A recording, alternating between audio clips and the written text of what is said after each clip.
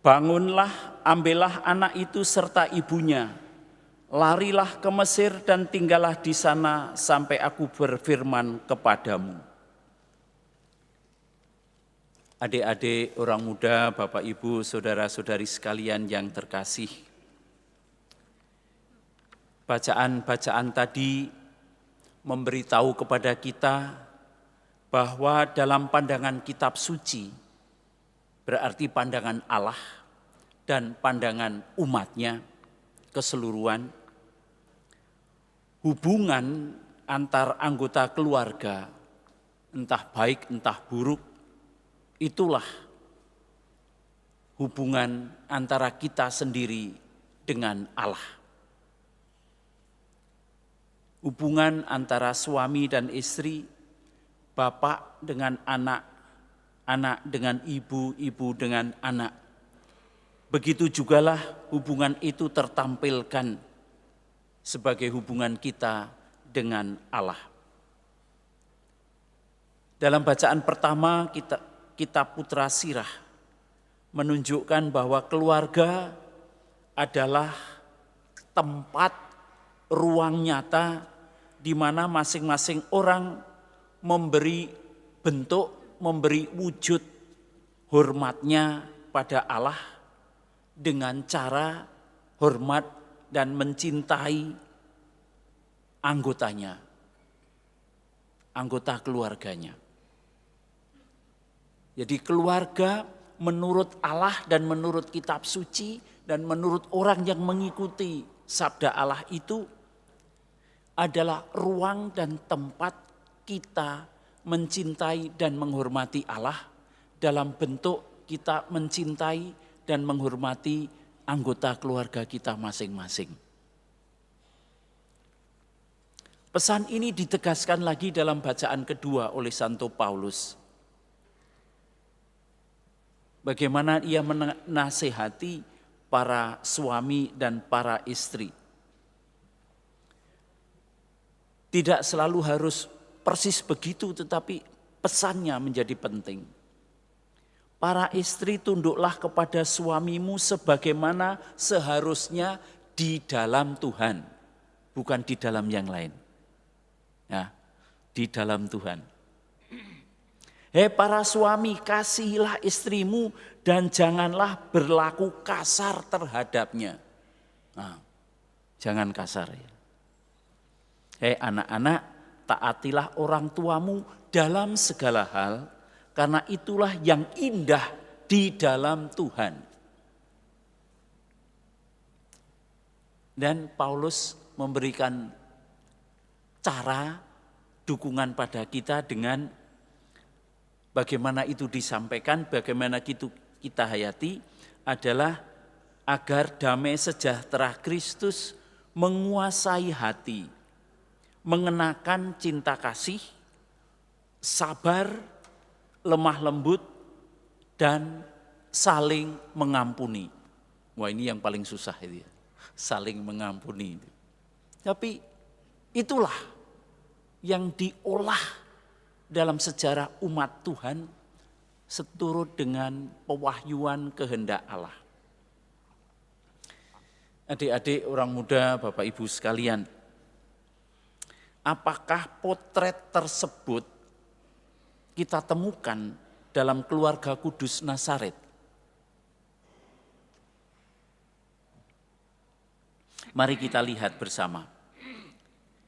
Dalam bacaan Injil kita melihat makin jelas bahwa keluarga kudus Nazaret kita tidak menemukan gambaran kehangatan yang romantis. Tidak romantis. Bukan gambaran yang hangat sekali, happy sekali. Gambaran yang kita lihat dalam keluarga kudus seperti ditampilkan dalam Injil Matius adalah kenyataan bahwa begitu banyak tantangan, persoalan, ancaman, penderitaan, pengungsian, keraguan-raguan, dan segala macam. Dan itu dialami semua. Dialami oleh Yusuf bersama Maria dan bersama Yesus. Jadi bukan gambaran keluarga yang romantis. Kita tahu ketika Santo Yusuf harus ragu, bingung, sedih. Ketika tahu bahwa Maria sudah mengandung. Kita tahu Santo Yusuf harus memimpin perjalanan sensus ke kota Bethlehem. Ada masalah dalam perjalanan mereka. Bagaimana mendampingi Maria yang akan melahirkan. Terima kasih atas suara handphonenya. Dalam perjalanan itu ada ketidakpastian, ada ketakutan. Bagaimana mendampingi Maria melahirkan di sebuah tempat yang tidak mempunyai fasilitas untuk mendukung kelahiran bagi seorang perempuan. Risiko begitu tinggi dan banyak. Kita juga masih melihat mereka kemudian harus pergi menjadi pengungsi, menjalani perjalanan panjang ke Mesir, hidup dalam pengasingan, hidup dalam ancaman, karena Yesus mau dibunuh. Siapa yang bisa tentram, tidur nyenyak, kalau anggota keluarganya diancam untuk dibunuh? Saya yakin tidak ada. Tetapi itu belum selesai. Masih harus kembali ke Israel dengan ketidakjelasan mau bagaimana. Apakah mereka lelah? Apakah mereka mempunyai kejelasan akan nasib hidup mereka bertiga? Apakah mereka melihat masa depan yang cerah? Apakah mereka mempunyai ketenangan? Apakah mereka mempunyai energi yang akan tetap kuat untuk menjalani itu semua dan gerak sejarah yang masih panjang? Bapak, Ibu, saudara-saudari sekalian, orang-orang muda dan mungkin khususnya bagi keluarga-keluarga muda. Dalam semua itu kita melihat rahmat yang kadang-kadang di luar kemampuan kita untuk kita pahami.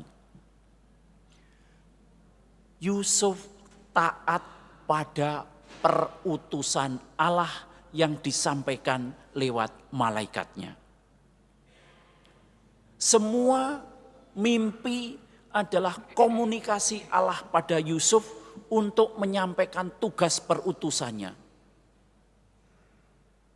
Jadi mimpi menjadi komunikasi Allah untuk tugasnya. Dan pada semua tugas itu kitab suci mencatat Yusuf bangun lalu melaksanakan. Dalam seluruh kesulitan itu Santo Yusuf tetap memberi ruang pada Allah untuk berkomunikasi. Dan dia sendiri memberi ruang untuk tetap setia melaksanakan tugasnya. Bangkit dan melaksanakan perutusan itu. Bapak, Ibu, saudara-saudari sekalian, orang muda, adik-adik. Kekudusan hidup berkeluarga bukan berarti tidak ada kesulitan. Tidak berarti bahwa keluarga kita harus romantis, hangat, sempurna. Tidak. Kekudusan hidup berkeluarga justru dinyatakan dalam kesediaan menyelamatkan anggota keluarga kita masing-masing. Itu menjadi pilihan kita. Dan itu bukan soal urusan senang atau nyaman atau tidak. Tetapi kesadaran hidup berkeluarga adalah kesadaran akan aku diutus Allah untuk menyelamatkan anggota keluargaku. Saya ulangi. Kesadaran ini adalah kesadaran bahwa aku diutus Allah dalam keluargaku untuk menyelamatkan anggota keluargaku masing-masing. Kita sangat sering memikirkan tentang pengharapan. Dan ini tahun pengharapan yang sangat indah. Kita mempunyai pengharapan iman pada Allah.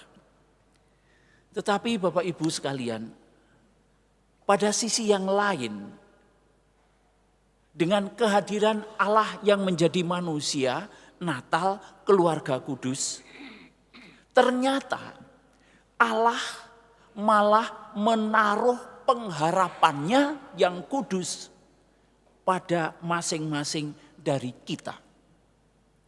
Allah menaruh pengharapannya yang kudus pada hidup kita di dalam keluarga-keluarga kita. Allah mengharapkan kita menyambut pengharapan Allah itu, menerima perutusan Allah di dalam keluarga kita masing-masing.